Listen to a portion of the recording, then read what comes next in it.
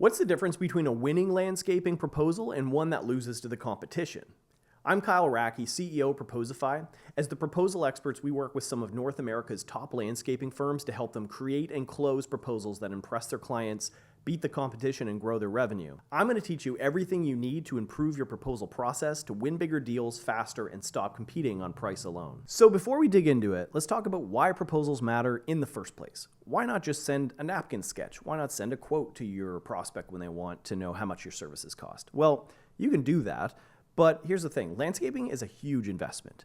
It's a massive part of someone's budget, and often they want to know, where is that budget going? Who are they hiring? Who are the people who they're entrusting with this really expensive service? So the value of the proposal is two things. It's a chance to show your past work. Landscaping is also a very visual medium, if you will. It's beautiful.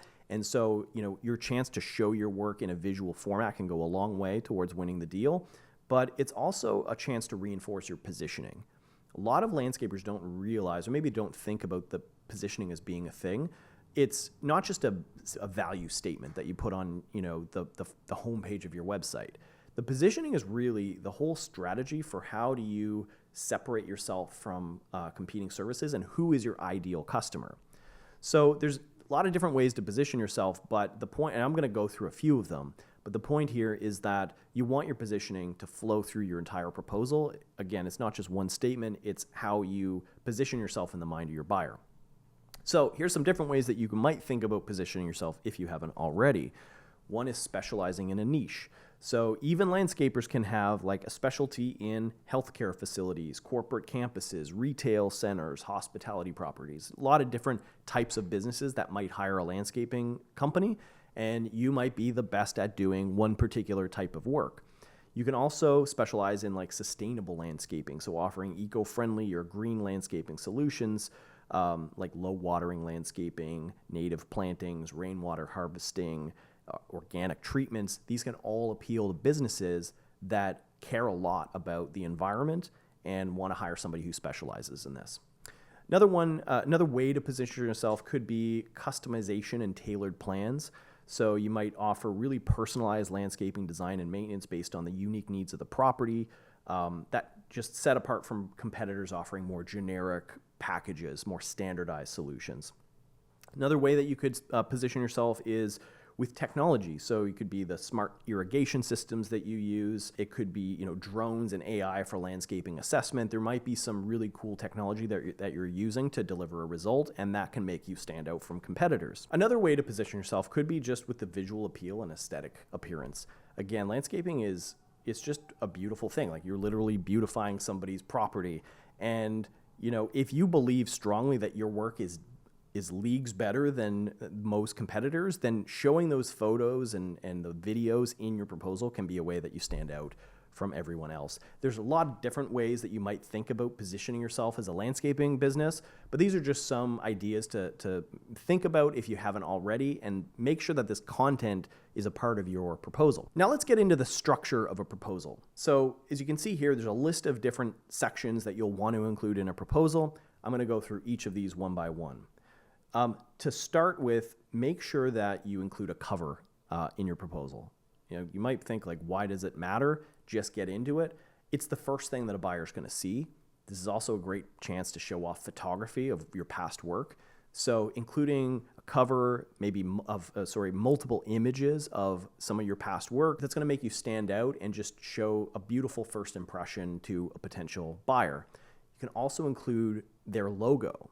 This is something that you can just customize for every proposal. Is just upload an image of the client's logo. People love to see themselves in the work that you're going to do for them and make it more personalized. The next part of the proposal is going to be the executive summary or the intro letter. This is the most personalized part of a proposal. It's the one that you're going to write pretty much custom for every client. And this is a chance for you to show that you heard what they want, what they're going for, what their needs are, and that you're reflecting that back to them.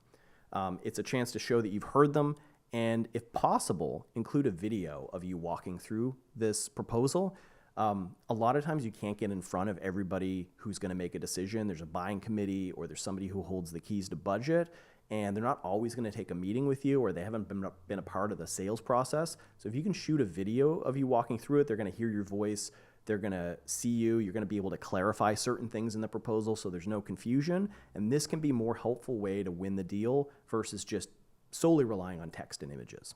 Whatever you do, make sure that you include a lot of social proof throughout your proposal. This can take the form of notable logos. It can be case studies of like more in-depth stories about how you've delighted past customers. And it can also just be testimonials and quotes from customers saying like how great you are to work with and how delighted they were by the work that you did for them. Talking about video once again, only about 20% of companies even include a video in their proposal. And like I said, one of them can be the cover letter of sort of you walking through it, but another one is just the work itself. Like if you've taken high-end video footage of your work, it can really complement the images that you're showing, and it's just a more engaging way to present. All right, so the next parts of the proposal are proposed landscaping plan. So what specifically are you gonna do? What are the deliverables?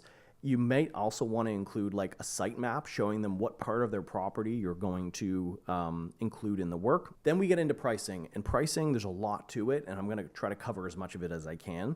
The key thing to note here is that, pricing ultimately, for better or worse, is the most important part of the proposal because it's the thing that your client is anxiously awaiting. Like, how much is this thing going to cost? And as much as we may not want this to be true, it is the first place they're going to go. It's the first thing that they're going to look at. Even if they then go to the top and read through everything else, they're going to start with the pricing.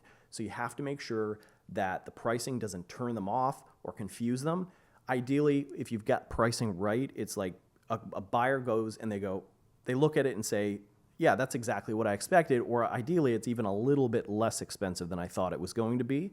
You don't want to be too cheap because then they may think these aren't professionals, like I'm hiring a bunch of amateurs. You also don't want it to be way too expensive and like be double what they were expecting. They get sticker shock and they're just not going to really continue the conversation any further.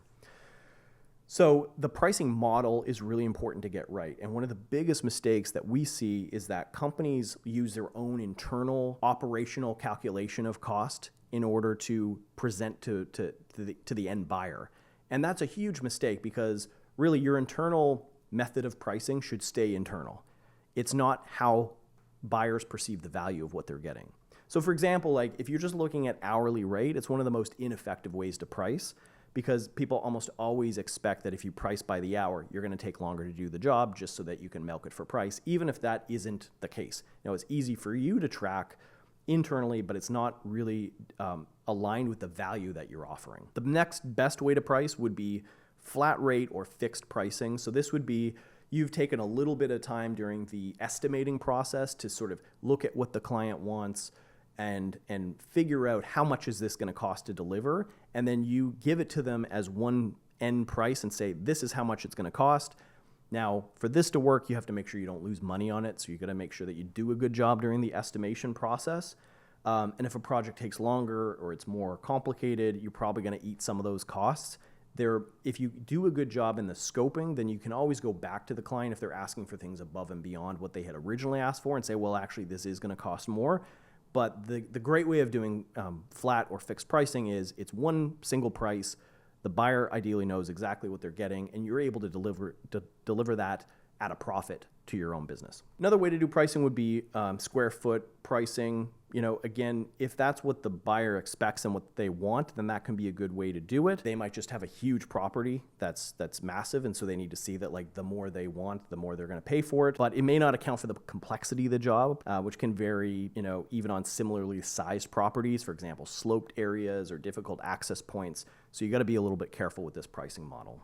Another way that you can price your landscaping services could be on an ongoing basis. So think like seasonal or annual contract pricing. This is where you basically just bundle all your services together and say, you're choosing this package. It includes X, Y, and Z, and it just costs this much for the season, broken out in monthly payments. And that can be a really effective way to price your services.